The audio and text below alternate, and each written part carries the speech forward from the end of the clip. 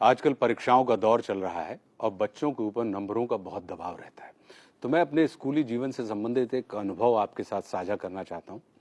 मैं सिर्फ उतना ही पढ़ता था जितना कि परीक्षा में पास होने के लिए आवश्यक होता था, क्योंकि मेरी सहज रुचि सामान्य शिक्षा में नहीं थी। मुझे कला, खेलकूद, इसमें एक व्यक्तिगत रुचि हुआ करती थी। तो मुझे स्कूल के द्वारा ये जो नंबर गेम होता था, मुझे रास नहीं आता था। और स्कूल को अपनी प्रतिष्ठा की चिंता थी। वो इस बारे में ध्यान नहीं देते थे कि विद्यार्थी के अंदर कितनी क्षमता है। तो एक दिन मैं गुस्से में आया और मैंने अपना बस्ता माँ के सामने फेंक दिया। माँ समझ रही थी कि मुझे समस्या विद्या से नहीं है, विद्यालय से है, या विद्यालय के उस वातावरण से है जिसमें नंबरों का दबाव मेरे ऊपर डाला जाता है। तो माँ ने ध्यान से देखते हुए मुझसे पूछा कि अच्छा, ये बताओ कि तुम स्कूल क्यों जाते हो? मैंने कहा, पढ़ने के लिए। उन्होंने फिर मुझसे पूछा कि पढ़ने से क्या मिलता है? मैंने कहा, ज्ञान। वे बोली, ठीक है, अब ये बताओ कि ज्ञान किसे कहते हैं? अब मैं सोच में पड़ गया। मुझे मौन और समझने की स्थिति में देखकर वे बोली कि ज्ञान हमें अड़ना भी सिखाता है और लड़ना भी सिखाता है। मैं चाहती हूं कि तुम अड़ना नहीं, लड़ना सीखो। लड़ना समझते हो? मैंने कहा, जी। मारना पीटना?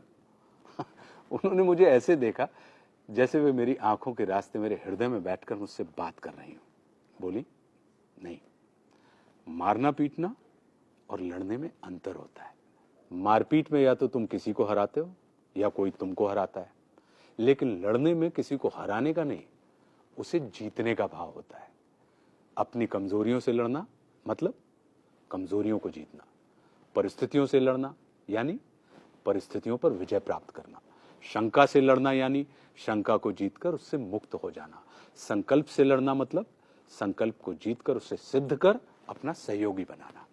जीतने की इच्छा सकारात्मक भाव है और मारपीट के हराने की इच्छा नकारात्मक ऊर्जा। मारपीट के सिर्फ अवरोधों का दमन किया जा सकता है, किंतु लड़ने से उनका शमन किया जाता है।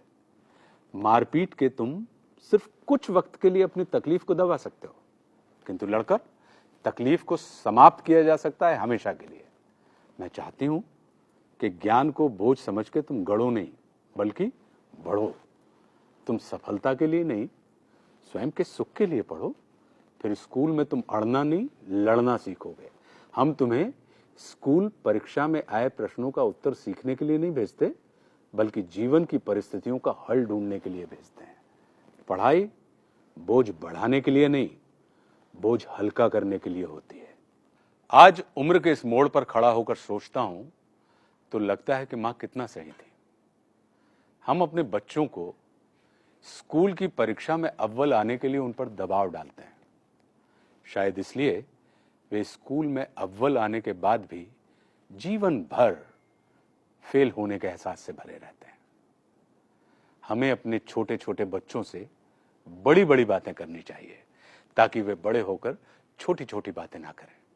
क्योंकि छोटे बच्चों के मुंह से बड़ी बातें सुनना यदि हमें सुखद लगता है, तो बड़ों के मुंह से छोटी बातें सुनना कष्टकारी होता है।